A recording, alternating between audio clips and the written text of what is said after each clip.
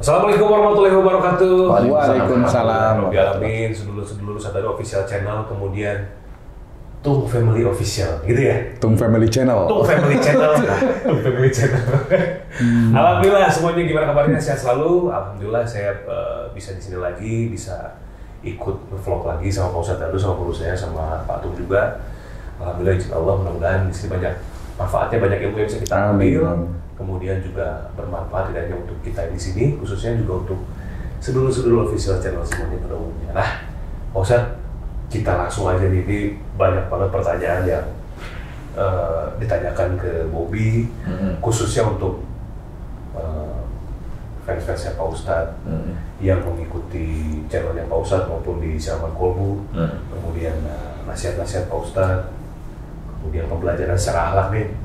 Akhirnya teman-teman gue juga kan banyak yang mengamalkan, banyak yang akhirnya mengalami perubahan yang drastis. Subhanallah, alhamdulillah, walillahi dalam rumah tangga. Teman saya sendiri, teman dekat saya bilang sahabat lah ya, alhamdulillah juga mengalami perubahan dalam hidupnya.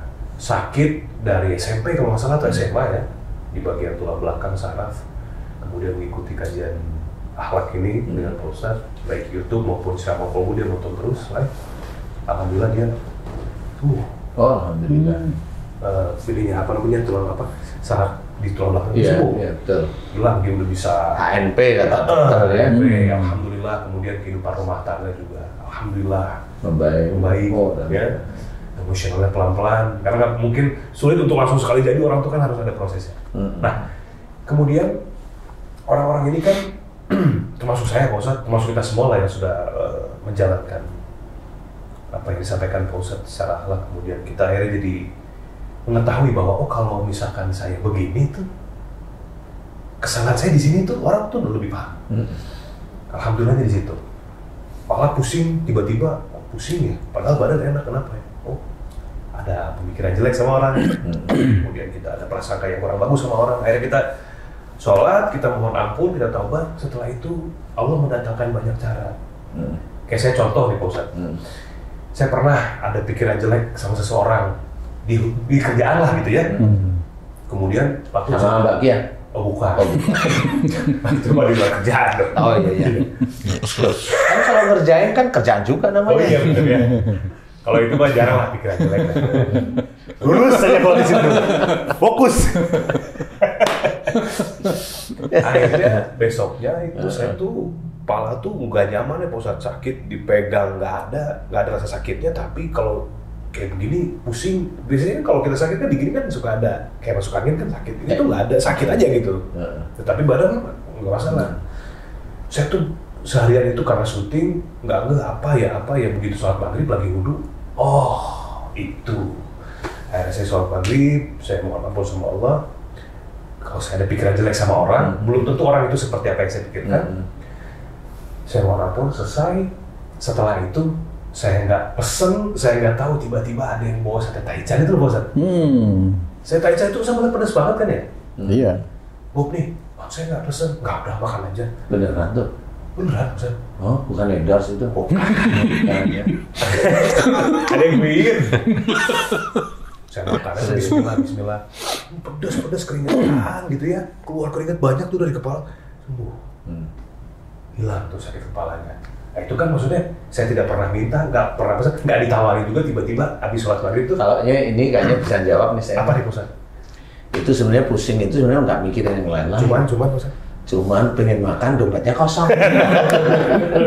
Nah itu faktor yang kedua. Faktor yang kedua ya. Jadi habis saya mohon ampun sama Allah, ya Allah kalau bisa nih kasih. Makanan oke. Nah ini Pak Ustaz, pertanyaan besarnya adalah ketika seseorang sudah mempelajari ini, kemudian mengamalkannya, dan akhirnya paham bahwa sakit yang datang kepada dirinya adalah kesalahan dari buah tangannya sendiri, kemudian mencoba untuk mohon ampun, kan ujian tuh kan datangnya beda-beda. Betul. Biasanya kan satu selesai, satu selesai. Orang mungkin terbiasa untuk menjalani seperti itu aja, paham. Tapi kalau masalahnya muncul 3 jenis masalah misalkan, kemudian orang itu kaget dan sempet akhirnya jadi kayak tidak seperti ketika permasalahan datang satu-satu gitu, Pak Ustadz. Itu masih tergolong wajar kah atau memang sebetulnya orang ini ternyata masih belum untuk tauhid gitu. Ya sebenarnya banyak hal. Jadi kayak ujian itu tiba-tiba berbarengan bareng 3, 4 makanya ya. Antara orang yang tauhidnya cukup lumayan bagus sama orang yang tidak begitu bertauhid itu bisa beda walaupun ujiannya sama 4. Umpamanya 4 masalah gitu ya. Itu bisa beda, Mas. Tidak begitu bertauhid sama yang bertauhid. Iya, tetap beda juga. di saya. Karena kalau yang bertauhid dia tetap dilihat imannya oleh Allah Ta'ala. Jadi dulunya dikasih ujian 1, 2, bareng 2, 3 dia bisa. Nah ini dikasih naikkan lagi karena kelihatannya menurut Allah ya saya itu hanya mempelajari karena pengalaman aja ya.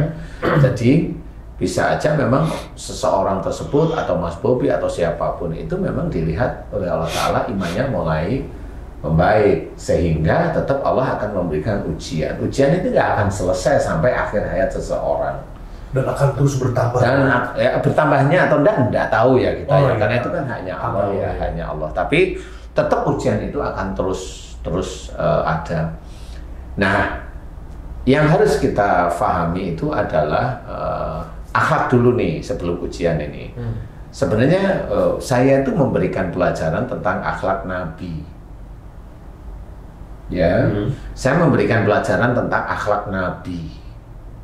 Akhlak Nabi yang bagaimana hatinya digoncang dengan pada saat syiar Islam.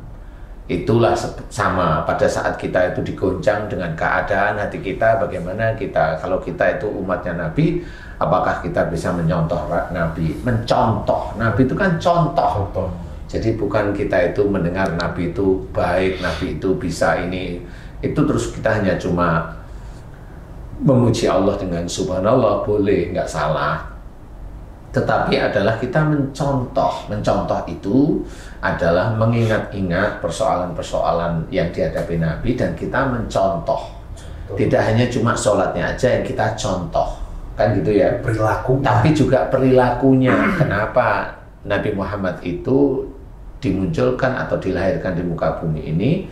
Memang kecuali untuk menyempurnakan akhlak. Jadi disinilah sebenarnya pelajaran dari akhlak itu saya mulai itu dari situ. Karena apa? Saya banyak melihat saudara-saudara kita Muslim itu saling menghujat. Itu ya sedih saya sebenarnya. Saling menghujat itu sedih. Merasa benar. Apalagi kalau memang sudah jago-jago agamanya itu sudah dia punya ego sendiri untuk membela, untuk begini. Kalau enggak dia punya grup sendiri untuk menjatuhkan saudaranya yang lain. Dia merasa paling benar itu. Iya, dia merasa paling benar. Nah, ini tidak menyontoh Nabi. Dari sholatnya bolehlah mencontoh, dari puasanya bolehlah mencontoh, dari pakaiannya bolehlah mencontoh. Silakan, nggak apa-apa, kan gitu, nggak ada persoalan. Tapi dari sikap-sikapnya malah ini bisa menjadikan sikap yang keluar dari jalur syariah. Iya benar. Lebih ke kemasannya. Kalau perilakunya kayaknya jarang dulu Ustaz. Iya, lebih ke kemasannya, iya. Pakai jagung. Seperti itu. Kalau itu tidak ada persoalan, monggo-monggo aja kan gitu. Tetapi perilaku sehari-hari inilah yang kita itu kan tahu bahwa di dalam Quran diceritakan bahwa Nabi Muhammad itu adalah contoh yang baik. Uswatun hasanah. Jadi disinilah saya memberikan pelajaran tentang akhlak. Akhlak mulut, gimana caranya berkata yang baik. Zaman sekarang mulut itu banyak diganti dengan gadget atau dengan YouTube, medsos lah ya. Bagaimana berakhlak di dalam melakukan hal-hal seperti itu, kan gitu. Akhlak mata. Akhlak mata itu tidak cuma mata melihat gini, biasanya mata itu langsung berhubungan dengan ego, dengan amarah, dengan cara pikir. Akhlak telinga berhubungan dengan sama cara mikir, kita mendengar cocok apa nggak cocok. Itu kan sebenarnya cara Rasul yang sebenarnya sudah diceritakan oleh Allah Ta'ala di dalam Quran. Bahwa semua yang terjadi di sekitar kita itu ujian kita sebenarnya. Nah, banyak saudara-saudara kita itu yang nggak paham. Banyak sekali. Nah, akhirnya disinilah akhirnya di zaman saat ini adalah zaman menurut saya zaman yang mulai hancur-hancuran. Orang Islam satu dengan Islam yang lain saling bergontokan, gesekan. Kenapa saya ada di tengah? Iya, saya bukan ada di tengah, saya ada di garisnya Rasul aja. Kenapa nggak bela yang ini? Apa yang mau saya bela? Kan gitu ya, apa yang mau saya bela? Saya membela itu harus jelas. Kalau memang orangnya baik, umpamanya, melebihi, umpamanya, maaf ya, melebihi saya, kemudian dia di dolimi, umpamanya, baru saya melihat ini. Tapi kalau orangnya lalu biasa saja, mau dibela yang mana? Tutur katanya ya begitu-begitu aja, kan gitu. Cara berpikirnya ya begitu-begitu aja. Menganalisa sesuatu ya begitu-begitu aja. Nah, apanya yang mau dibela? Itu kan saudaramu. Iya, saya jawab, iya itu saudara saya. Nah kan harus seiman. Lu nanti dulu. Nah dia merasa saudara saya enggak, kan gitu. Kenapa seperti itu? Jangan membilangkan saudara, kemudian akhirnya membela sesuatu yang sebenarnya tidak baik dibela. Itu. Karena apa? Di Arab sendiri, itu juga di Mekah khususnya, itu juga sama, yang salah ya tetap dihukum. Nggak usah yang begitu. Rasulullah juga cerita kalau anaknya sendiri itu mencuri, Rasul yang akan memotong tangannya, itu kan sudah dijelaskan. Berarti tidak ada yang maunya anaknya Rasul itu mencuri terus Rasul dihukum. Nggak boleh anak saya, kan nggak seperti itu. Udah sama muslim darah daging lagi. Nah, aja iya tetap aja. Nah, disitulah kekuatan iman Rasulullah itu diuji dengan munculnya hadis tersebut. Jadi kita itu harus bisa berpikir. Nah, kasus seperti Mas Bobi, nah ini kembali lagi. Seseorang yang beriman, dia mendapatkan ujian 4, namanya detik itu langsung 4 atau ya. Atau dengan orang yang dia tidak beriman, tidak begitu beriman, dia mendapatkan kasus 4 atau 3, itu sama enggak? Belum tentu. Gitu. Kalau mamanya Mas Bobi, sebenarnya yang bisa dilihat itu salah satu ayatnya sudah dijelaskan.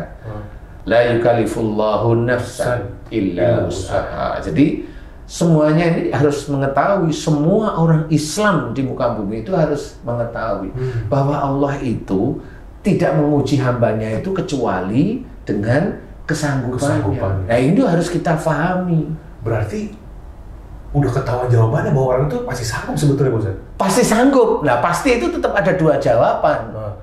Pasti sanggup itu nomor 1, itu kepastian adalah dia mampu. Dia mampu, entah secara fisik itu ya, cara berpikir, cara berkata, cara itu mampu, diizinkan mampu, 1.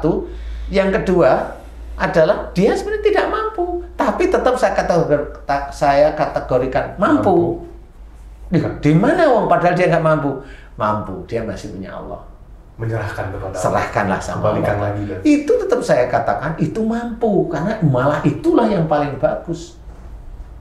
Jadi tidak mencari-cari pikir, tidak mencari-cari merasa dia itu bisa berpikir ini terus bisa, akhirnya ujian itu memang selesai cara dia mikirnya. Tetapi nanti dia biasanya lupa, itu kan selesai karena saya kan begini. Nah, dia lupa itu ada ujub, ada riak di situ. Jadi disinilah harus kita pahami, semuanya akan diberikan oleh Allah Ta'ala. Nah kalau kita memangnya dari sejak awal serahkan pada Allah Ta'ala, kan beda. Diuji itu ujiannya kan beda begini, Mas. Ujian itu kan nggak seperti orang yang lapar. Ujian itu kan beda, bukan seperti orang yang lapar. Maksud saya adalah Mas Bobi yang lapar. Walaupun lapar itu tetap ujiannya Mas Bobi. Itu beda dengan ujian yang kelihatan agak berat di pikiran. Kalau lapar itu kan nggak berat di pikiran, berat perut ya, betul. Makan kalau kalau kita itu di depan itu ada warung dikit atau camilan atau snack aja selesai. Bener, kan gitu ya. Tapi kalau berat itu yang masalah difikirkan itu kan beda, Mas. Kita harus memikirkan, kita harus punya waktu untuk memikirkan masalah itu. Jangan sampai masalah yang kita pikirkan jalan keluarnya itu ada di luar garis Allah seperti itu. Nah, yang berat itu di situ sebenarnya, karena kemampuan keilmuannya Mas Bobi atau siapapun itu diuji di situ, mampu tidak gitu.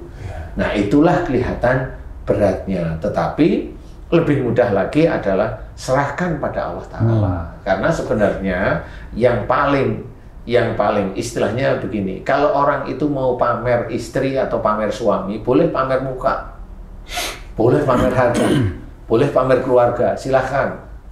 Tapi yang kita harus menjadikan gambaran tentang iman kita punya Allah yang nggak perlu kita pamer-pamerkan.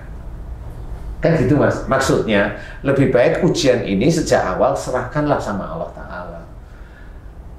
Sama seperti yang sebagusnya orang menikah itu dilihat agamanya. Analoginya seperti itu. Serahkan aja sama Allah, ya Allah aku ada masalah gini, aku mohon kepadamu mudahkan. Nah, gitu aja, mudahkan. Karena dengan mudahkan itu kan ada faktor menunda mikir biar nggak terlalu berat kan begitu ya. Siapa tahu nanti malah dipikirin beneran jengkel Mas, stroke pecah pembuluh darah. Lah itu kan repot Mas Bobi. Itu kan orang-orang nggak pernah paham. Kenapa kok bisa pecah pembuluh darah itu orang nggak pernah paham. Terlalu berat berpikir. Nah sebenarnya bukan terlalu berat. Pecah pembuluh darah atau tipisnya pembuluh darah itu biasanya disebabkan dulu kalau dia ada masalah itu tidak pernah berpikir panjang dan diletakkan pada Allah Ta'ala.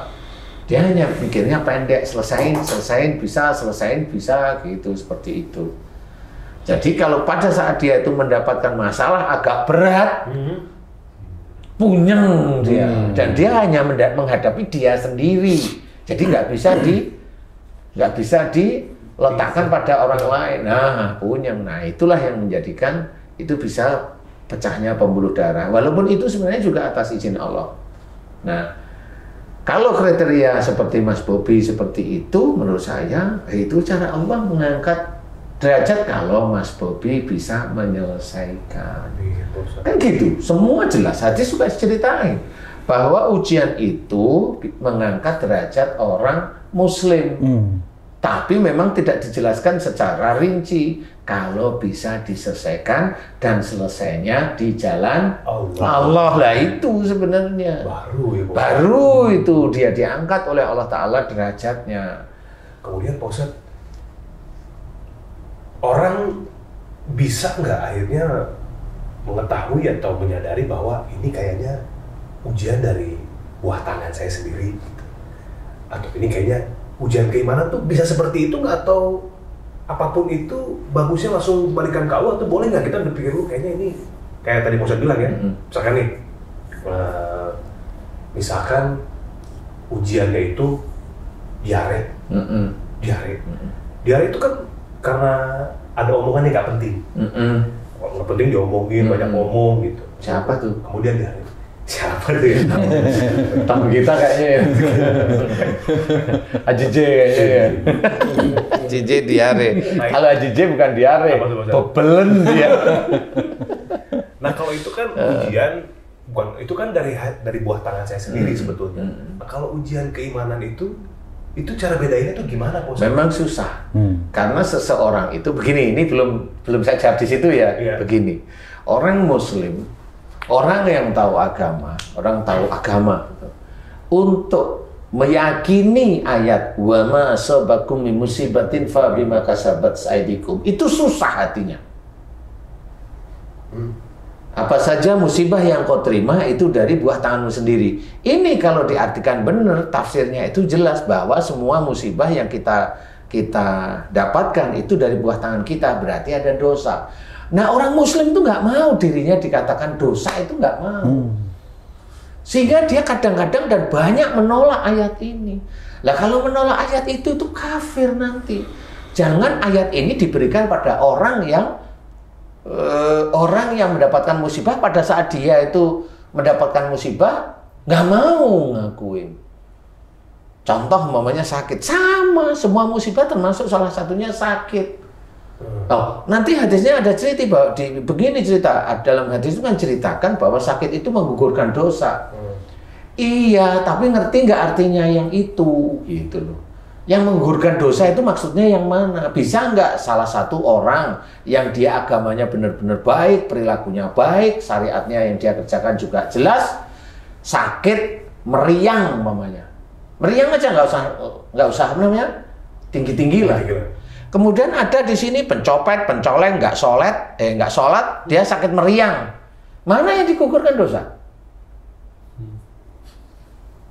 Mana coba? Kan harus begitu. Jadi percobaan. Jadi kita itu Islam itu sebenarnya real. Kita coba, pasti yang ngomong, oh yang menggugurkan dosa kayak lah, terus yang pencopet, enggak karena dosanya. Lah apa bedanya pencopet dengan yang orang yang hebat? Sama-sama meriah. Karena sama-sama meriah. Karena yang bikin meriah nggak ngomong dengan yang melihat, nggak ngomong sama yang melihat bahwa yang meriah ini, khususnya yang agamanya ini memang dia digugurkan dosanya. Karena apa? Dia tahu dia kesalahannya, dia evaluasi setiap hari. Sehingga dosa pada saat dia muda sampai dia itu menikah ini, dia mohon ampun terus ngerti. Nah kalau pencopet, enggak. Pencopet itu dibikin meriang sama Allah Ta'ala agar dia itu nggak nyopet lagi, kan nggak ngerti. Saya juga mengira-ngira. Kenapa? Karena kita jangan sampai kita itu salah dalam memahami. Nah, kita ulama bukan, ustadz bukan, kemudian saudara Nabi bukan, sahabat Nabi bukan, Nabi apa lagi? Kalau kita sakit, kenapa nggak mau mengakuin bahwa Allah sudah menulis di dalam Quran tersebut? Oh ya berarti ini dari salah saya. Kenapa nggak mau ngakuin? Iya itu ya, itu saya pernah tuh dengar Pak Ustadz selewat tentang kajian ayat yang Asy-Syu'ara 30 bahwa sobakum musibatin bagi maka sahabat aidikum ini lebih kepada ini. Kita sebagai manusia harus jaga kebersihan. Kalau kita buang sampah sembarangan nanti musibahnya kita juga di arah-arah apa sih fisik. Iya lebih ke itu.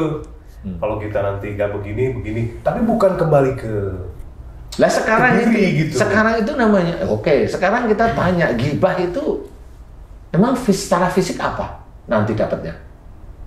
Suuzon itu secara fisik dapatnya apa? Emang tahu, banyak orang tahu Mas. Kan belum pernah diteliti itu. Iya. Sama saudara-saudara kita yang pintar-pintar itu loh. Diteliti nggak itu? Atau hanya beliau itu hanya memberikan ilmunya aja? Nah itu kan ilmu itu kan harus diteliti. Nah kalau saya kan meneliti, kenapa Allah itu menceritakan ayat ini ya? Saya kan meneliti sejak dulu.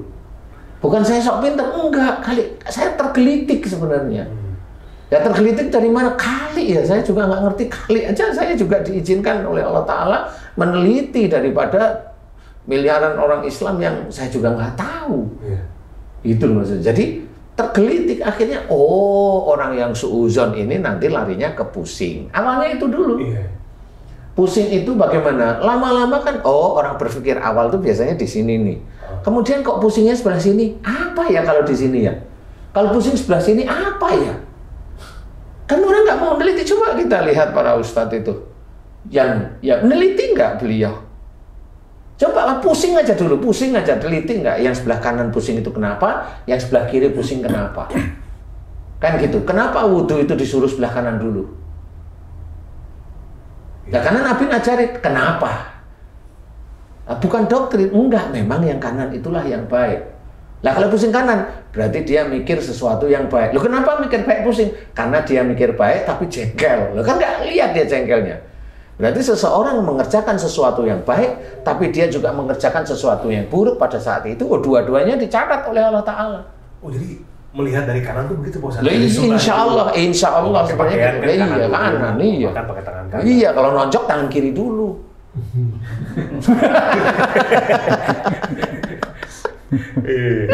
Gitu nah. Nonjoknya lebih kebaikan.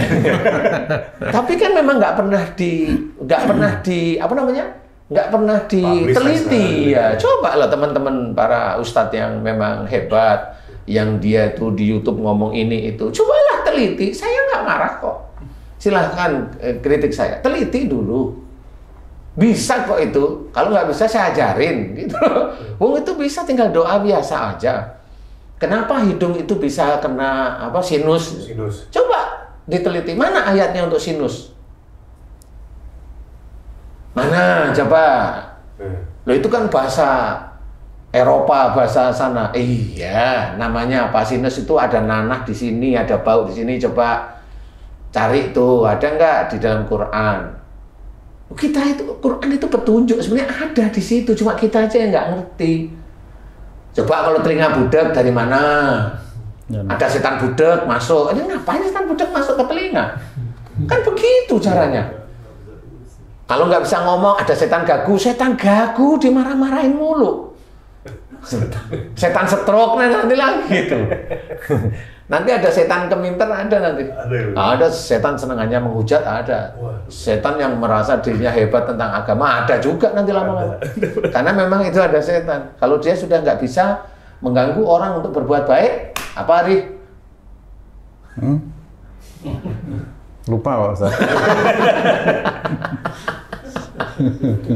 Setan yang suka mengganggu ya. Jadi intinya adalah sebenarnya orang itu kayak umpamanya saya meneliti bukan ngarang. Kalau umpamanya dokter itu bukan dokter yang memakai obat hanya memakai, bukan. Ibaratnya kalau saya dokter yang meneliti. Kan ada dokter yang memakai obat, paham ya? Oh kalau ini obatnya ini ya, dia kenapa obat itu? Oh dia bisa karena isinya ini. Coba kalau obat itu nggak perlu ada indikasi apa namanya itu? Ingredientnya itu, bingung juga kenapa pakai ini, mamanya kan bingung juga dia. Apa ya? Karena apa? Karena dia nggak meneliti. Kandungannya, karena dia nggak meneliti. Akhirnya ngomong, dokter yang nggak meneliti ngomong, dukun itu, kan gitu. Maksudnya ya Ustadz yang ngomong-ngomong dukun itu ya karena dia nggak meneliti.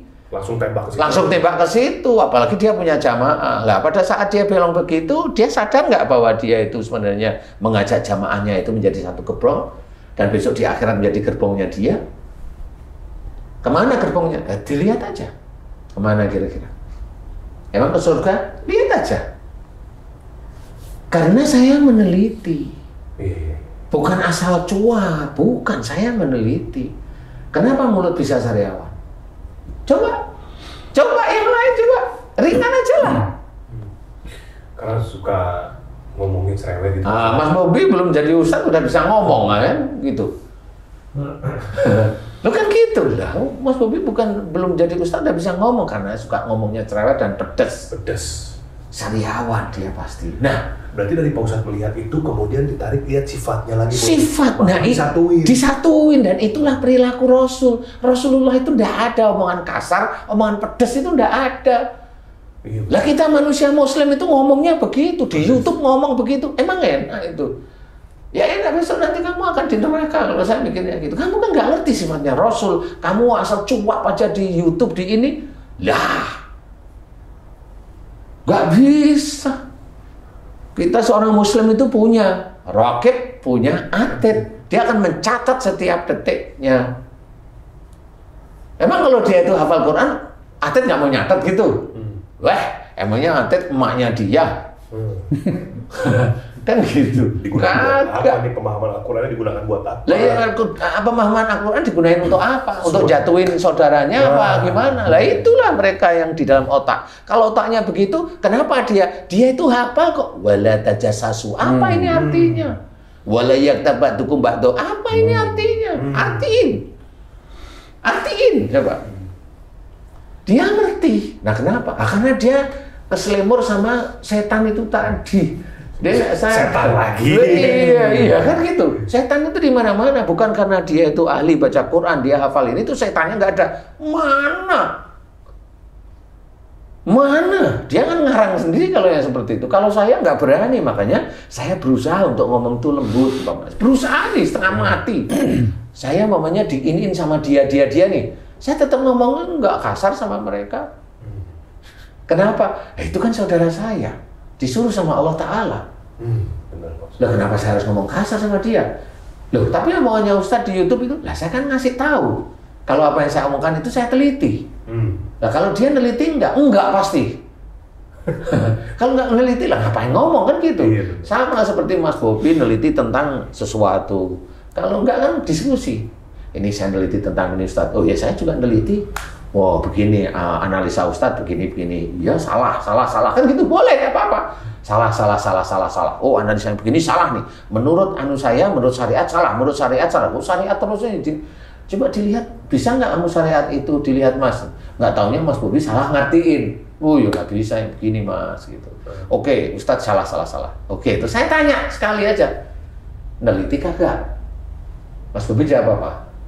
Belum. Lah kok bisa ngomong salah? Kan lucu gitu loh. Lah kalau Mas Bobi tanya, gantian, Ustadz udah neliti belum? Lah kan saya nggak neliti, saya kan sudah buktiin malahan.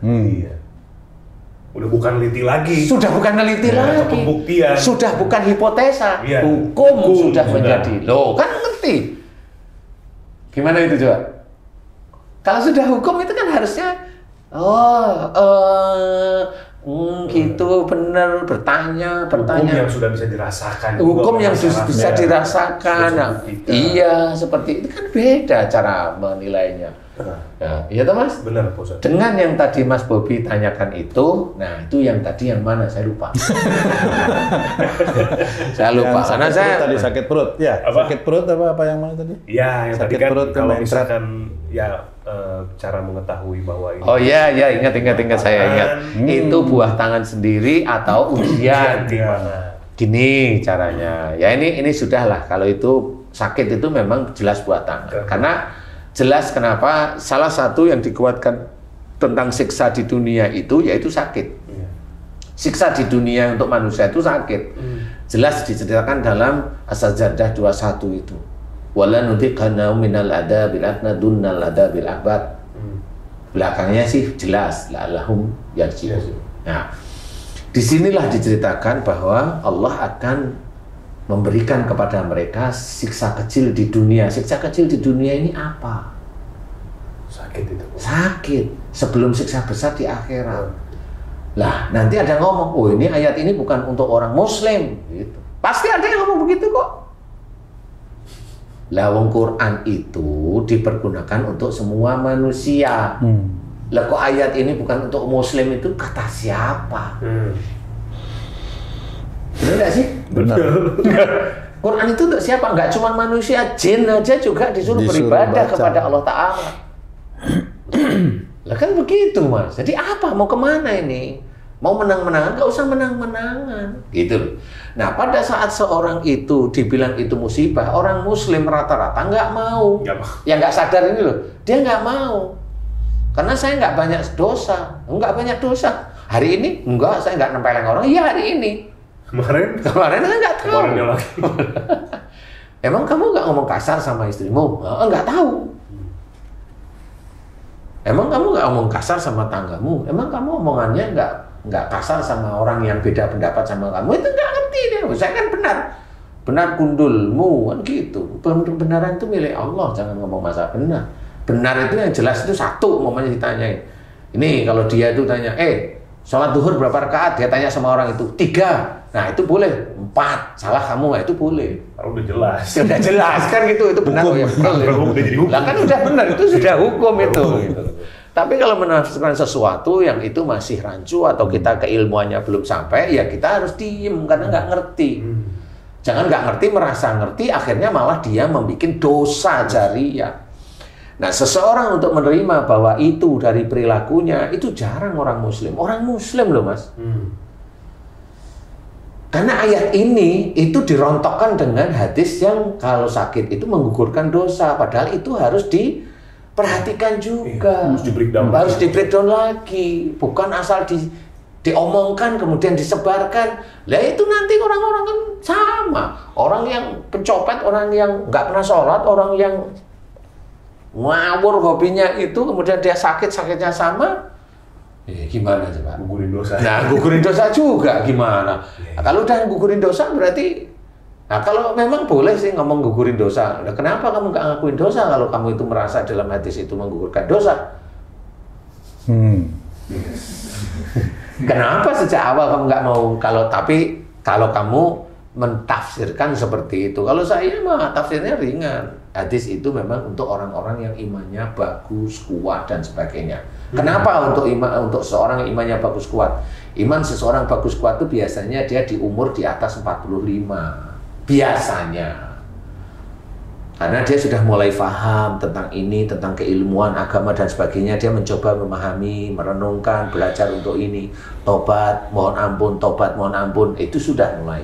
Nah di titik itulah sebenarnya, nah ini berhubungan lagi dengan perilaku yang sehari-hari. Perilaku yang tiap hari dia melakukan kesalahan, dosa, niat bukan karena Allah yang kemasukan jin. Orang yang dia itu tidak basmalah itu sebenarnya tubuhnya kemasukan jin. Makanya orang itu melakukan sesuatu perbuatan baik, semakin lama dia semakin pandai lah. Itu terbantu dengan jin pandai itu tadi. Bedanya kalau dia itu basmalah, dia enggak. Dia yang dipandaikan itu dari Allah Ta'ala. Nah itu kan beda. Innamal a'malu binniyat itu memang di titik itu. Nah selama ini orang nggak paham. Memang dia dakwah, iya. Tapi di dakwahnya dia niatnya apa? Mau menghujat saudaranya. Kan beda dia. Walaupun dia pakai bismillah, tapi niat intinya dia mau menghujat saudaranya.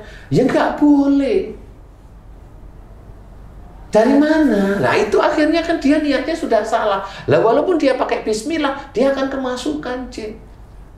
Bismillah ini bukan karena Allah. Bukan karena Allah, dia bismillah hanya mulut aja dia. Iya. Karena sudah terbiasa. Iya. Bismillah, tapi intinya sama tapi hati ininya enggak. Padahal dia tidak menerangkan sesuatu yang betul-betul syariat dan betul-betul ilmu, tapi hanya untuk nafsunya dia. Jadi bismillahnya dia itu menutupi nafsunya dia. Sholatnya dia menutupi agar jabatannya tidak diambil orang lain, kan sama mas. Iya kan? Puasanya dia, puasa sunnahnya itu dia biar tidak, rezekinya tidak hilang. Dia duhanya dijaga setiap hari biar rezekinya lancar. Loh, akhirnya kan ibadahnya ini untuk memuaskan nafsunya dia. Nah selama ini siapa ini yang menerangkan? Betul nggak sih? Betul. Siapa yang menerangkan? Saya juga begitu. Dulu. Ini jujur aja. Iya. Kenapa kan dikasih tahu begitu terus? Iya betul. Oh, ini. Siapa yang menerangkan? Nah benar coba. Benar. Bener. Sekarang gimana coba? Itu ngurusin duniawi atau akhirat akhirnya? Di duniawi. Lah. Bener Pak Ustadz, bener itu. Walaupun ada orang yang bilang kamu ngurusin dunia aja, padahal dia sendiri ya belum tentu dia ngurusin akhirat. Karena bisa aja karena kekurangan uang, akhirnya dia mikir dunianya, jadi akhirat dipergunakan untuk dunia. Loh ya nggak bisa. Niat karena Allah kayak karena Allah. Kita kan tahu Allah yang mengatur rezeki. Biasanya kalau melakukan itu karena duniawi, ibadah karena duniawi, karena kan dunia sementara, akhirat selamanya. Iya benar. Apa yang kita dikasih memang, saya ngerasain begitu. Dikasih memang sama Allah. Tapi sementara juga. Karena kan emang buat dunia. Pinter ini. Iya benar. Saya ngalamin itu. Iya. Makanya di situ orang itu jarang paham dan nggak mau. Orang itu mau, kalau orang Jawa itu getih itu betul-betul berani bener, itu nggak, jarang orang Muslim seperti itu. Kecuali orang nafsu itu kan apa-apa aku mati nggak apa-apa, itu kan nafsu. Itu tuh. Aku orang Muslim mati nggak apa-apa. Saya juga nggak mau yang begitu. Saya harus punya aturan main di sini. Kan begitu loh, mati itu untuk apa kamu? Kamu itu ibadah belum selesai kok maunya mati. Kan biar syahid. Syahid itu bukan seperti itu. Syahid itu punya dasar dalil yang kuat untuk menjadi syahid. Serba terselubung ya Pak Ustadz ya? Iya, ngelakuin segala sesuatu itu harus bener-bener hati-hati. Iya memang harus hati-hati lah, itu kan sifatnya Allah, kehati-hatian itu. Kayak, saya pernah ngalamin di posisi itu, dapat materi, cuma nggak tahu kemana itu Pak Ustadz. Tahu nggak? Ke tempat saya.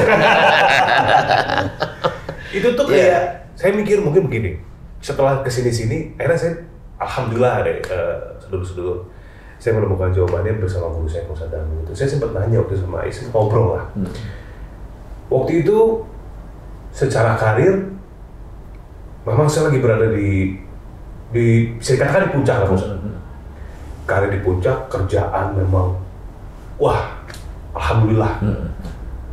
Ini jalan, sinetron jalan, offer, semuanya itu sesuai dengan apa yang saya niatkan.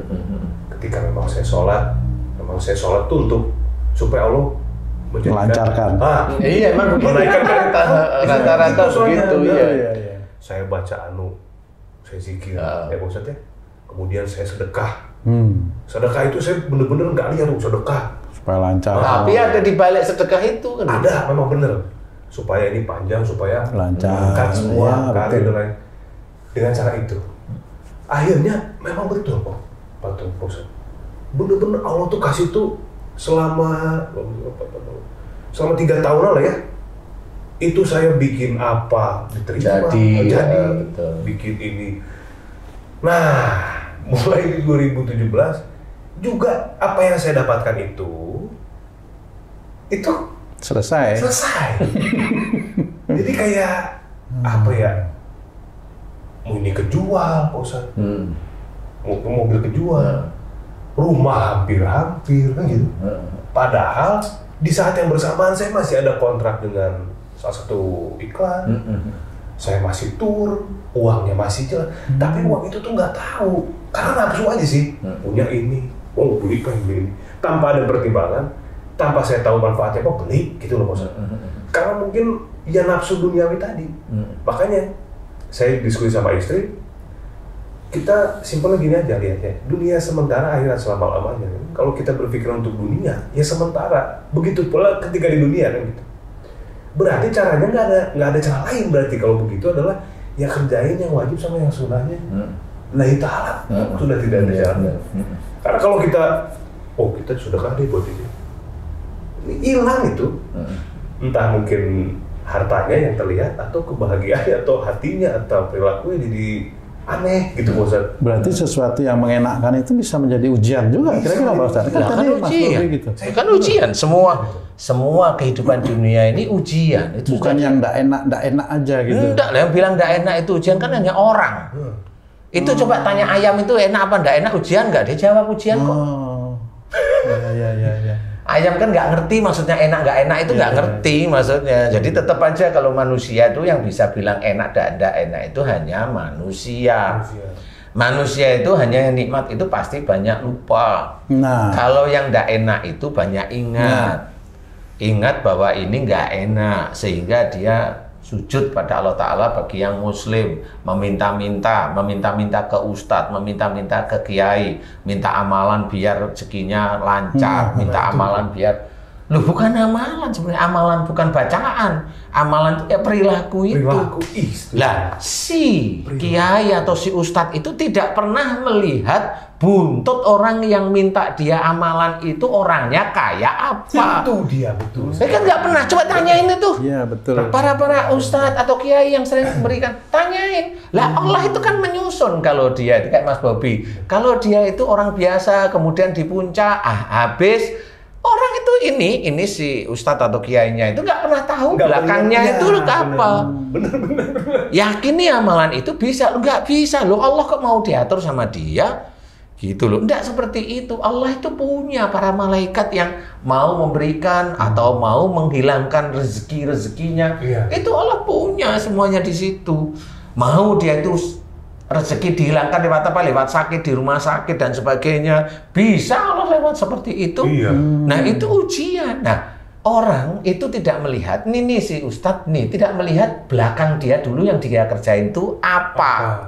Lihat pas lagi up-nya tukar. Iya, dan lupa nih, banyak para ustadz yang lupa. Dia dikerjain sama orang yang minta amalan tadi. Maksudnya dikerjain maksudnya? Biar nyenengin nafsunya dia toh.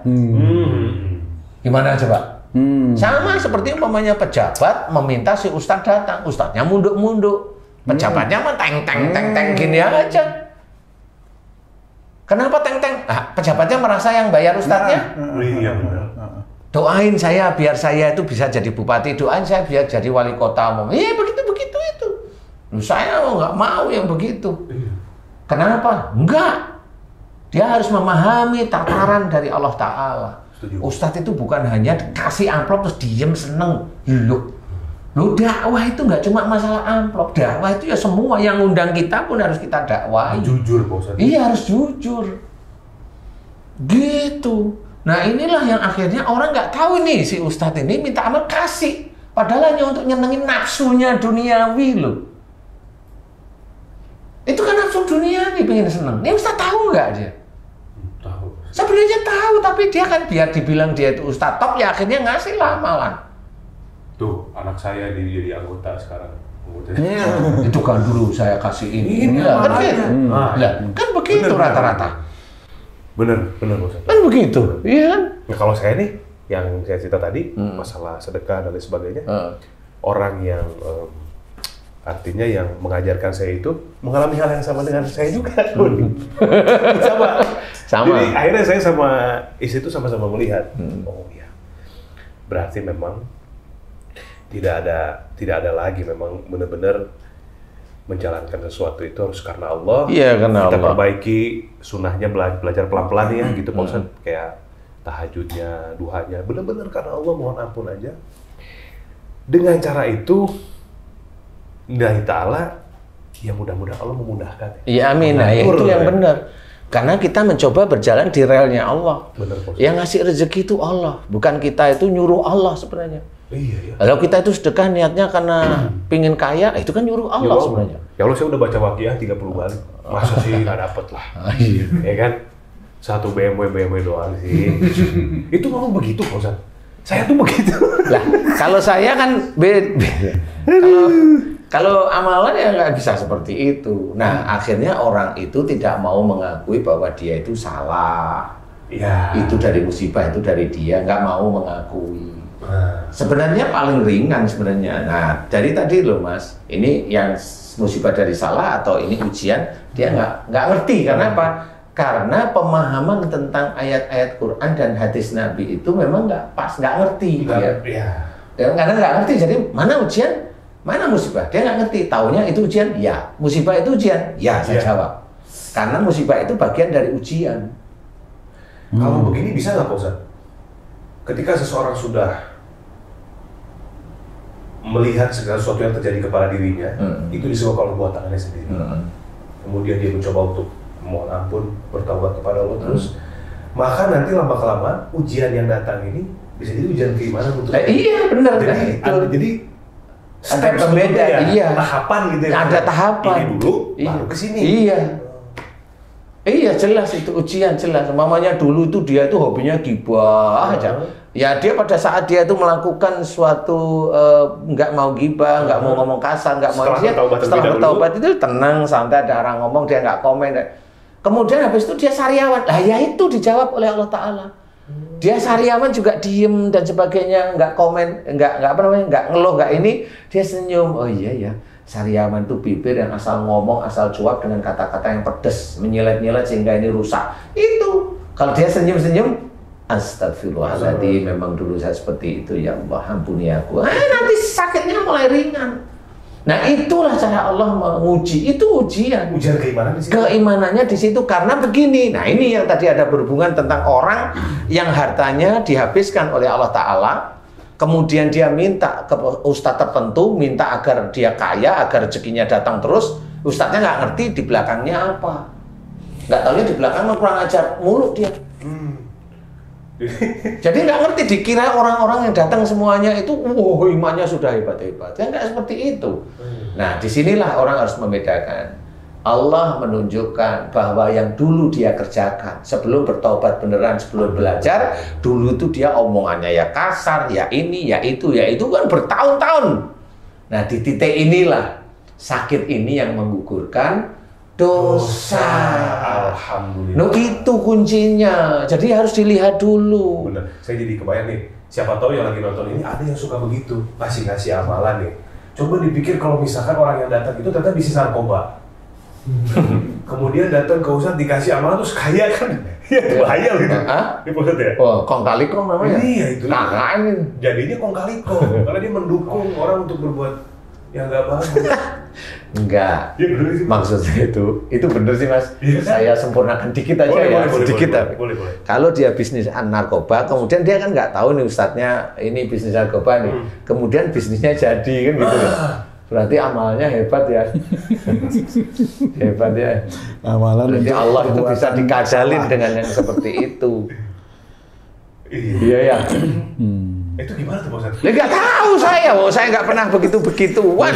Gimana? Tapi kan gini, maksudnya ada aja kan yang Allah izinkan untuk seperti itu kan Pak Ustadz? Ya nyuri Ada, bilang bismillah tapi kan gitu. Nyuri bilang bismillah. Nyuri bilang bismillah. Iya kayak gitu kan, nyuri. Mau beli patung. Udah itu pakai sholat lagi kan gitu. Iya. Nyuri atau kerjaan di kontraktor nyuri. Udah kong kali kong sama teman-temannya. Nah, wah ini bisa diambil nih. Ya, udah bismillah mudah-mudahan dapat rezeki kita. Habis itu yuk kita sholat berjamaah. Gimana coba? Ya mirip-mirip lah itu ya. Lah bukan mirip, gila itu kalau saya bilang. Gila nggak sadar itu. Lah jelas dia tuh nyuri. Ya nyuri nih. Ini yang ini bisa kita ambil ini. Itu kan nyuri itu dah. Wah, kita berdoa bismillah mudah-mudahan Allah mengabulkan. Itu kan gila namanya. Udah gitu, udah duhur, yuk kita sholat berjamaah. Lu itu gimana coba? Mendurhakai Allah. Jadi nyatu semua ya Ustaz ya? Lah iya. Satu dalam. Dan itu banyak kasus yang seperti Banyak itu, sekali. Mas. Nah, disinilah harus kita sadari adalah pemahaman dulu. Ayat per ayat itu dipahami. Kayak tadi, dan aku memberikan siksa kecil di dunia sebelum siksa besar di akhirat. Belakang ayat tersebut agar mereka kembali ke jalan yang benar. Ini kan sudah dijelaskan, berarti orang yang disiksa oleh Allah Ta'ala di dunia itu adalah orang yang sakit. Siapapun orangnya, mau Islam kayak, mau non-Muslim kayak, itu sakit itu sebenarnya Allah memberikan di titik itu. Sebelum dia nanti di akhirat, berarti orang sakit itu nanti menurut ayat Allah ini pasti masuk neraka. Itu harus difikirkan. Berarti ada dosa di situ. Berarti ayat ini berhubungan dengan tidak akan wa ma asabakum min musibatin fa bima kasabat aydikum tadi, bahwa musibah itu diberikan oleh Allah Ta'ala kepada manusia atas perilaku dia, salahnya dia. Ini menyatu, ayat yang satu dengan yang lain pasti akan menyatu, berhubungan. Pasti. Makanya di belakang tadi la'allahum yarji'un, agar mereka kembali ke jalan Allah. Nah, kembali ke jalan Allah itu yang mana? Kembali ke jalan Allah itu yaitu kembali pada atiullah wa rasul. Taat kepada Allah dan Rasul. Taat pada Allah dan Rasul yang mana? Kembali pada Quran dan Sunnah. Loh kan jelas. Pahami dulu ayat-ayat. Tanya sama gurunya yang memang paham. Jangan asal jeplak, jangan asal ngomong di YouTube. Udah bisa pakai ginian, main sendiri, ngomong sendiri. Seenak udelnya kan gitu. Ustaz Danu Dajjal, Dajjal sendiri aja benci sama saya, dibilang Ustaz Danu Dajjal gimana sih? Dajjal itu sama saya tuh bencinya minta ampun gitu ya toh. Jadi orang yang benci saya itu iya. Seruput dulu lah. Loh iya. Kan Mas Bobi sering mendengar. Iya. Waduh, aku Dajjal. Itu kesel sama Pak Ustadz. Kesel banget sama saya. Juga bingung orang kok jadi ke situ ya. Iyalah kan begitu akhirnya. Lah kalau saya mah benci berarti senyum. Iya. Berarti dia ya anak buah Dajjal sebenarnya. Iya. Tapi ini vlog ini insya Allah ini menurut saya pas ngejalanin ini hari ini insya Allah jelas sih sebenarnya pemirsa. Harusnya ditonton full, jangan dipotong-potong. Mudah-mudahan ini dari awal pertanyaan saya ke Pak Ustadz sampai terakhir kita pada kesimpulan tadi yang Pak Ustadz jelasin. Sebetulnya ini untuk mungkin teman-teman yang belajar tauhid, mulai mengamalkan dalam kehidupan sehari-hari, ini bisa benar-benar jadi panduan yang baik sebetulnya Pak Ustadz ya. Insya Allah lah ya. Jadi orang paham harus melakukan ini dan itu apa, bagaimana. Iya, karena amalan itu memang macam-macam. Amalan yang dimaksudkan oleh Allah Ta'ala itu adalah amalan yaitu membaca Quran dan diamalkan. Itu memang salah satu yang masuk surga. Hafal Quran dan diamalkan itu dikerjakan maksudnya. Bukan dibaca-baca gitu. Bukan dibaca-baca, bukan itu maksudnya. Amalan. Dibaca-baca itu juga amalan, tapi amalan membaca. Kan begitu. Jadi yang diamalkan, membaca Quran atau hafal Quran dan diamalkan, namanya diamalkan itu kan sudah jelas bahwa itu harus dikerjakan. Dilaksanakan. Membaca Quran, hafal, ada sholat, suruh mengerjakan. Ada puasa, suruh berpuasa. Suruh sedekah, suruh sedekah. Ada ayat yang lain, sedekah harus karena Allah. Loh kan gitu sudah. Amalkan karena Allah. Gitu. Jadi jangan dipolitisir menurut saya. Loh habis itu besok di akhirat kayak gitu. Kita hidup itu untuk di akhirat, bukan untuk di dunia. Nah disinilah sebenarnya amalan itu adalah dikerjakan. Jadi bukan hanya cuma diamalkan dalam bentuk bacaan. Kalau dalam bentuk bacaan kita harus paham bahwa kalau Quran itu hudal lil muttaqin, jelas petunjuk orang-orang yang bertakwa. Itu kan sudah jelas petunjuk, berarti Quran itu isinya petunjuk rata-rata. Petunjuk itu harus dikerjakan. Benar. Kan gitu, cara buka kulkas ada, kan belum pernah lihat kulkas atau cara mau belum pernah punya mobil, cara mau naik nyetir mobil. Kan ada buku panduan. Ya, dibaca kan gitu. Betul ya? Pengetahuannya dapat. Nah, kalau mau diamalkan kan Bukan ini dibaca terus mobilnya buka pintu sendiri terus jalan, kan nggak seperti itu. Kuncinya. Ya pakai kuncinya gimana? Starter. Iya, starter. Nah, Kemudian mobil baru zaman sekarang ada kunci, tapi nggak ada lubangnya. Tekan dia, start. Itu kan juga harus dipelajari. oh, tapi memang itu mobil itu mengacu pada dilarang menikah di umur di bawah 16 tahun gitu. Kemana sih kan? Intervensi. Iya. Itu bosan. Sama kayak orang mau cari harta karun juga sama ya. Iya. Baca belok kanan, gali di sini, tapi diem. Lah iya, mana dapet? bisa dapat gitu. Ya sama. Jadi janganlah seperti itu gitu loh. Janganlah. Al-Quran itu ya untuk kita sebetulnya. Iya, untuk kita, untuk yang membaca dulu sebenarnya. Membaca dulu. Bukan untuk mau nyalain orang lain. Loh, belum tentu loh kita itu membaca Quran itu ngerti artinya walaupun sudah baca tafsirnya. Loh bener serius. Coba itu satu aja dulu, wa ma asabakum min musibatin fa bima kasabat aydikum. Belakangnya ada wa yafu an katsir. Itu aja nanti nggak nyambung loh ngertiin satu dengan yang lain itu. Itu bisa nggak nyambung loh ngertiinnya. Yang satu itu adalah musibah itu dari perilakumu sendiri, yang satu lagi adalah Allah memaafkan banyak kesalahan. Yang mana coba? Berarti orang terkena musibah itu dimaafkan oleh Allah Ta'ala. Bisa ngomong begitu kok orang itu? Bisa. Ada yang diajarkan tuh yang begitu itu. Karena musibah dimaafin sama Allah. Dimaafin sama Allah Ta'ala. Nah, karena apa? Yang enak itu yang paling enak kan begitu. Yang paling enak itu. Yang paling enak. Iya kan? Sesimpel itu. Karena apa? Emang itu harus berpikir. Kok di sini itu Allah menceritakan musibah itu dari buah tangan orang, yang satu itu Allah memaafkan kesalahan, banyak kesalahan. Ini kan harus difikirin. Maafkan banyak kesalahan. Dan Allah itu bukan munafik kayak orang-orang. Enggak, Allah itu maha tinggi, maha yang nama-nama yang bagus, tidak akan salah. Nah, kita ini loh di dunia masih salah, masih nyala-nyalain istri, masih nyala-nyalain teman, masih nyala-nyalain ini. Satu grup WA aja juga disalah-salahin kan gitu. Itu manusia itu. Manusia yang begitu. Allah mah enggak. Nah, itulah salah satunya untuk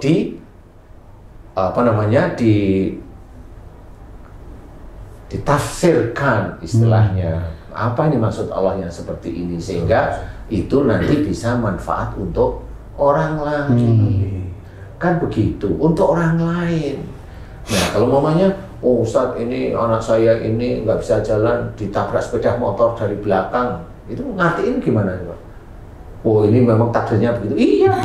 Emang Allah dolim tiba-tiba ditabrak begitu. Emang dia sholatnya ini. Emang sama orang tuanya bagus. Emang begini. Belum tentu. Kalau ditabrak dari belakang, orang jalan ditabrak dari belakang itu sama seperti disuruh gerak. Males. Cepetan gerak. Nah, berarti orang itu malas. Males dulunya. Oh. Nah, kenapa sampai nggak bisa jalan? Orang itu sudah disuruh sama orang tuanya males, omongannya kasar. Nah, ya sama Allah jelas kasih musibahnya sama seperti itu. Disuruh orang tuanya baik-baik tapi jawab kasar. Tabraklah dia sepeda motor. Untung masih sepeda motor. Ya begitu itu, analisa itu begitu. Jadi namanya hidup itu petunjuk dari Allah Ta'ala. Betapa nikmatnya ya kalau kita bisa menganalisa sesuatu yang datang ke diri kita tuh lebih ke diri kita dulu. Iya, emang seperti itu. Iya. Iya kan? Iya. Kalau ada P3K, menurut saya gurunya P3K tuh itu pertolongan pertama tuh. Memang seperti langsung, itu. Belajarlah, belajar. Kalau kata-kata gunakan sehatmu sebelum sakitmu, itu maksudnya? Ya itu nggak salah itu sudah betul. Gunakan sehatmu sebelum sakitmu itu memang harus kita ketahui bahwa orang sakit dari mana dulu. Harus tahu dulu. Jangan orang sakit karena ada virus kan gitu. Orang sakit dari bakteri kan gitu. Orang sakit karena dia ditabrak, orang sakit karena dia dipukul, orang sakit karena stroke. Ya dicari sakitnya itu dari mana. Semua takdir ini Allah mengizinkan. Lah kenapa Allah mengizinkan yang begitu-begitu? Kan dia kenapa? Dia sakit stroke. Di sisi lain dia juga mendapatkan rizki. Coba ceritain di situ. Coba ceritain itu yang hebat-hebat itu. Coba ceritain deh. Jangan ngomongin saudaranya yang disalah-salahin terus. Ceritain aja di situ, meneliti gitu loh, meneliti. Kalau memang sama-sama dakwah itu meneliti lah di sini. Yang manfaat boleh memberikan ayat Quran, boleh, tapi jelas. Jadi hanya jangan menjadikan semua orang Islam masuk surga. Ya, saya tahu memang ada dalil dari ayatnya memang seperti itu. Tetapi jelaskan dulu yang bagaimana yang bisa masuk surga. Wong di dalam ayat yang lain diceritakan orang yang dia bertobat atas kemusyrikannya pada saat nyawanya sudah di tenggorokannya tidak diterima oleh Allah. Karena harus dipikirin ayat itu disambungin dengan orang Islam, semua orang Islam masuk surga. Pikirlah di situ. Iya. Kan harus begitu cara mikirnya itu. Puzzle itu kan begitu. Loh, berarti itu orang Muslim. Iya. Lah orang Muslim yang kafir itu banyak. Orang Muslim yang munafik banyak. Bisa lebih banyak. Lebih banyak. Itu banyak. Makanya yang itu aja coba gabungin. Nah, baru ngeh. Oh, berarti nggak semua masuk surga ya? Iya memang. Nah itu Allah jelas tobatnya nggak diterima. Mau cerita apa? Mau cerita apa sekarang? Karena harus jelas di situ. Jangan ayat 1 diceritain udah merasa benar, padahal ayat yang lain itu mengintai sebenarnya. Nah kalau dia nggak menyeritain, ya salah lagi dia. Ayat yang lain itu mengintai sebenarnya. Jadi ayat-ayat yang dikira wah enak nih kayaknya nih, pinjan gitu ya. Oh semua muslim masuk surga. Ah udah ini aja diacuan. Gitu. Ya nggak apa-apa sih sebenarnya, tapi ayat yang lain dipakai. Harusnya gitu. Nah, kalau orang Muslim ya ayat 1 atau 2 ayat atau banyak ayat tidak dipakai ya ngerti sendiri lah. Iya benar. Allah yang menceritakan, itu. Kadang kan ada nih salah satu tokoh publik ternama ya Pak Ustadz. Yang bikin saya sedih itu adalah kenapa dia ngomong begitu di ruang publik gitu. Bahasanya begini bahasanya. Nggak perlu saya sebutin lah ya. Cuma dia bilang begini, saya itu dari keluarga yang agama saya tuh saya tidak mendapatkan pendidikan agama dari orang tua. Ya itu kalaupun akhirnya saya masuk neraka, ya saya bisa apa lagi? Saya bisa demo. Padahal di usia itu pasti dia sudah banyak berpikir, dia pintar, dia cerdas, dia punya banyak masa. Ketika dia ngomong begitu kan akhirnya membuat penonton itu kan, iya. Emang kalau udah masuk neraka kita bisa apa sih gitu Bosan. Ya karena memang semua orang itu membawa. Dajjal itu kan masuk kemana saja. Emang Dajjal masuk hanya orang-orang yang non Muslim? Malah enggak loh. Malah yang Muslim. Malah yang Muslim. Harus dingertiin itu. Kenapa dari Muslim? Yang Muslim aja begitu bisa jadi pengikut untuk yang lain. Lah iya kan? Tugas Dajjal itu apa coba? Membelokkan keimanan. Lah iya. Mengkafirkan orang. Nah itu tuh. Lah kan gitu. Bahaya. Tugasnya gitu. Loh berarti siapa yang diincar Dajjal? Nah, orang-orang Muslim. Ya orang Muslim. Yang punya kapasitas yang besar dibanding umat Muslim yang lain. Iya. Ya. Nah, dia membawa gerbongnya masing-masing. Ya itu dia bawa. Saya sih tetap dakwah aja dengan santai. Kenapa? Harus berpikir. Orang Islam itu harus berpikir. Logika. Karena dalilnya jelas. Pikirlah logika. Itu harus. Jadi sebenarnya jelas. Makanya tadi orang Islam masuk surga semuanya dengan ayatnya ini. Oke. Ya, yang Siti ada ayat di mana seseorang itu kalau dia nyawanya sudah di tenggorokan, dia tobat karena kemusyrikannya, Allah tidak terima. Nah itu gimana nih? Ayat ini gabung. Nah itu kan jadi kalimat nanti. Jadi kalimat yang kita nggak asal ngomong. Karena kita ngomong salah itu tetap kita pertanggungjawabkan. Apalagi di ruang publik. Di ruang publik. Nah, itulah sebenarnya harus hati-hati. Kenapa kalau namanya Ustadz kalau diginiin kok gini? Enggak apa-apa, biarin aja dia ngomong. Oh, dia juga bertanggung jawab asal atas omongannya dia sendiri. Ya udah, saya nggak terlalu terpikirkan. Yang penting saya berikan ini yang terbaik, yang saya diizinkan oleh Allah Ta'ala mengetahui dan saya berikan yang terbaik. Kan begitu. Dan jelas yang saya amati kalau kita itu mengacu pada hukum uji coba dari mulai memperhatikan, menganalisa, hipotesa sampai ke hukum. Hukum itu sudah dikerjakan. Makanya di sini harus benar-benar paham. Dan Allah itu juga tidak sama seperti apa yang dipikirkan kita. Iya.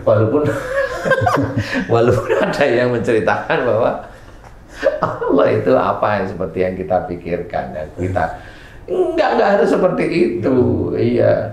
Kalau kita memang mau berbuat baik, ya berbuat baiklah. Tapi kalau mau berbuat jahat, ya Allah nggak sama. Lah kan begitu. Jangan kamu itu bela-belain. Kamu berbuat baik, ya memang bisa saya. Kamu diamati lagi yang segala nikmat datang dari Allah itu ketika kita berpikir baik, maka kenikmatan itu sama dengan yang Allah berikan. Iya. Ketika mungkin buruk, bukan dari Allah. Nah itu level derajat keimanannya ya kurang. Iya. Seorang yang dia itu imannya bagus di hadapan Allah Ta'ala, ketakwaannya bagus, dia mendapat nikmat, tahu itu ujian. Dan dia mendapatkan ujian, tahu itu ujian. Dan dihadapi semua dengan lapang dada. Jadi nggak akan pilah-pilah, tahu dia diberi rezeki banyak, ini ujian saya. Kan seperti itu. Kan nggak kemana-mana, ngomongnya juga nggak kemana-mana. Kan gitu. Kalau momennya bukan berarti, saya diberi banyak itu karena apa? Sedekah saya, karena amalan ini. Enggak, salah. Wa ma asabaka min hasanatin fa minallah. Itu sudah dijelaskan dalam Quran. Dan apa saja nikmat yang engkau terima itu dari sisi Allah. Jadi kita nggak boleh mengingkari. Jadi jangan merasa nikmat yang kita terima karena kerja keras saya. Itu kafir raya. Iya, kafir raya. Menuhankan diri sendiri, menuhankan otaknya. Oh itu saya bangun ini dulu, saya ini lu ngapain? Nggak usah, biasa. Tapi orang kan nggak kuat, nggak ngomong begitu itu nggak kuat. Anak saya pandai karena saya menyekolahkan di sini. Istri saya itu solehah karena dulu saya begini-begini nyuruh istri saya. Enggak usah seperti itu. Nah itu namanya mau menonjolkan diri. Orang Indonesia, orang Cina, orang Afrika, orang Arab pun sama namanya menonjolkan diri ya seperti itu. Kalau orang yang senantiasa tawadu ya enggak biasa. Iya, menghadapi sesuatu biasa. Tapi dari ceritanya Mas Bobi tadi, mohon maaf Pak Ustadz, itu yang ada orang yang mengatakan gitu tadi ya Mas Bobi ya. Itu bisa jadi juga merupakan petunjuk buat kita loh. Supaya kita tidak seperti orang itu. Bener. Akhirnya itu kan menjadi manfaat buat kita. Ini saya senang. Menjadi manfaat buat kita. Kira-kira betul gitu Mas Ustadz. Enggak, saya senang yang begini. Saya senang. Saya senang. Senang memang betul. Apa namanya? Smart gitu loh. Iya. Iya kan jadi bermanfaat buat kita. Dia enggak manfaat ya salah dia sendiri, dia enggak mau belajar. Kira-kira gitu kan? Iya, betul. Mudah-mudahan bisa dikerjakan. Amin. Bisa mengerjakan ini yang kadang-kadang memang berat. Nah, ini saya juga senang juga. Makanya dari tadi saya senang, ini juga senang juga. Maksudnya menunjukkan bahwa kita sendiri itu sebenarnya bisa komen, belum tentu kita bisa mengerjakan. Nah, saya senangnya karena jujur masalahnya. Jadi senang semua saya. Ya. Jujur ya, bisa jujur. Ya, ini mudah-mudahan di ruang publik tuh di YouTube tuh banyak obrolan-obrolan seperti ini yang membuat kita tuh ada berpikir bahwa apa yang kita ucapkan kadang-kadang tuh tidak semudah itu. Yang paling ringan itu inilah. Momennya di ruang publik itu ada bahasa, kalau dia seneng atau agak jengkel, ada huruf pertamanya A, belakangnya G, titik-titik, depannya B, belakangnya T. Pokoknya yang begitu-begitu. Janganlah. Saya hanya menghimbau janganlah. Apalagi orang-orang yang seiman dengan saya, dengan kita, nggak usah lah seperti itu. Atau biar kelihatan mentereng, ya tetap saya bilang janganlah. Itu nanti di akhirat nggak ada mentereng namanya. Nggak ada. Ayolah biasa saja. Ya, semuanya. Dan juga jangan merasa diri kita itu hebat. Pinter, sekolahnya di luar negeri, enggak usah, biasa aja. Yang diaplikasikan besok itu enggak ditanyain sama Allah Ta'ala itu sekolahnya di mana, gurunya mana, itu enggak mesti. Walaupun yang ditakutkan adalah salah. Takutkan itu salah mengartikan maksud gurunya, gitu.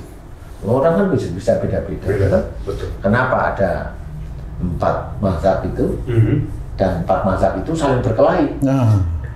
Kan enggak, kan gitu jawabannya ya. Saling berkelahi. Nah, saya bilang saling berkelahi itu yang di bawah zaman sekarang ini. Kalau yang dulu kan enggak, teratur aja. Selaras. Pakai otak. Yang ngajak berkelahi dia tetap tidak mengikuti mazhabnya sebenarnya. Ada yang begitu. Jelas, karena apa? Loh, imam-imamnya juga nggak ada yang berkelahi, biasa aja saling duduk santai ngobrol. Insya Allah seperti itu. Kenapa begitu? Saya tetap akan mengajak, saudaraku jangan seperti itu. Gitu loh Mas. Betul. Iya kan? Betul, Mas. Karena namanya kita itu mengajarkan kebaikan kan nggak cuma sama orang-orang yang tidak tahu agama. Orang yang dia merasa tahu agama juga diajak juga. Saya ulangi lagi ya, orang yang merasa tahu agama juga harus kita ajak juga. Kembali ke jalan Allah. Karena apa? Yang dipikirkan itu bukan pikiran malaikat, pikiran manusia biasa.